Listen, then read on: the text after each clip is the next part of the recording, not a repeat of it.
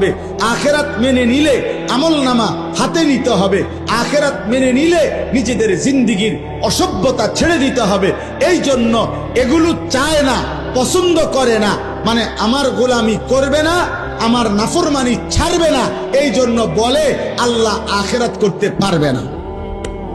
আসল কথা হইল এরাও বোঝে পারবে, কিন্তু এই বাস্তবতা ইচ্ছা করে বুঝেও না বুঝার ভান করে অস্বীকার করে। নাউজুবিল্লাহ। এবার আল্লাহ বলেন, এই দেখেন তর্জমা শুনেন, একবার সহজ তর্জমা।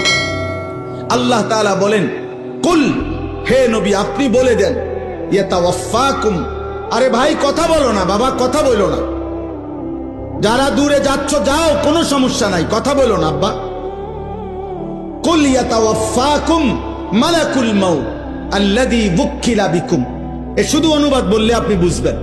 আল্লাহ বলেন, হে নবী আপনি বলে দেন, তোমাদের প্রত্যেককে আমি আল্লাহর পক্ষ থেকে নির্ধারিত ফেরেশতা মালাকুল মউত আজরাইল তোমাদের মৃত্যু ঘটাবেন, জান কবজ করবেন, মানো কিংবা না মানো, ঘুমে থাকো সজাগ থাকো, হাসো কিংবা কাঁদো, রাতে কিংবা দিনে, একাকী কিংবা প্রকাশ্যে, সুখে কিংবা দুঃখে, রাজপ্রাসাদে কিংবা কুড়ে ঘরে, আমি আল্লাহর হুকুমে আজরাইল তোমাকে মৃত্যু ঘটাবেই ঘটাবে, জান কবজ করবেই করবে কিনা বলেন? মৃত্যু হবে তো? ইতিপূর্বের মানুষগুলোর মৃত্যু হয়েছে তো, তাহলে আমাদের মৃত্যু হবে না কেন?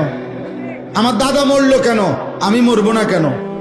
আমার বাপ মরলো কেন, আমি মরবো না কেন? তার মানে পূর্বসূরীরা মারা গেছেন, আমরাও মৃত্যুবরণ করব। সুম্মা ইলা রাব্বিকুম তুরজাউন, আল্লাহ বলেন অতঃপর তোমাদের সকলকে আমি আল্লাহর সামনে কিয়ামতের দিন একত্র করা হবে। তাইলে এই দুইটা কথা, এটাই মূল কথা। আল্লাহ বলে, বান্দা আজ যেমন চোখে দেখছ মৃত্যু হবে, এটা যেমন চোখে দেখার কারণে মেনে নিচ্ছ, অচিরেই এটাও শুনো আখিরাত হবে, সেটাও চোখে দেখবা, সেদিনও তুমি মানতে চাইবা, আবার আসতে চাইবা, কিন্তু আমি আল্লাহ ফেরত দেব না।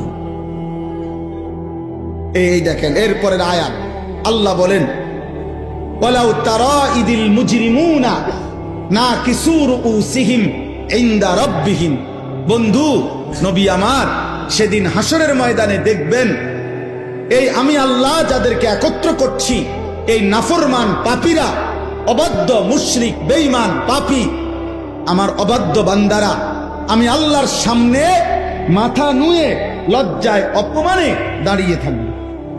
এক, দাঁড়িয়ে কি করবে?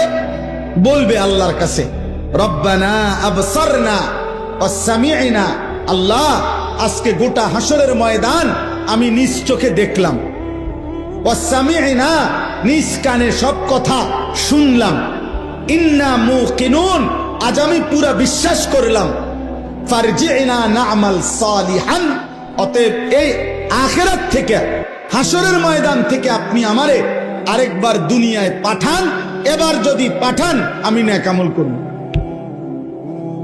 কি শূন্য কি বলা উচিত? সুবহানাল্লাহ। কি লেগে সুবহানাল্লাহ? বুঝেন নাই হিসাবটা? উনি এখন নেক আমল করার সুযোগ চাচ্ছে কখন? আখিরাতে গিয়া। বলতেছে আজ, ওই যে আমি বললাম আজ আমরা মৃত্যু দেখি, এজন্য মৃত্যুর ব্যাপারে ইয়াকিন আমাদের, সেদিন আখিরাতও আমরা দেখব, হাসরের ময়দানও আমরা দেখব, হাসরের মাঠও আমরা দেখব। আর নাফরমান পাপী আল্লাহর সামনে মাথা নুয়ে বলবে, আল্লাহ সব দেখলাম, সব শুনলাম, মানলাম, আমারে আরেকবার দুনিয়ায় পাঠান, আমি এবার গেলে নেক আমল করব। খোদার কসম, আল্লাহ বলবেন, ওয়ালাউ শি'না লাআতাইনা কুল্লা নাফসিন হুদাহা, এই নাফরমান বান্দা, আমি তো ইচ্ছে করলে দুনিয়ায় থাকতেই তোকে বাধ্য করে আমার বন্দিগি করাইতে পারতাম। পারতো?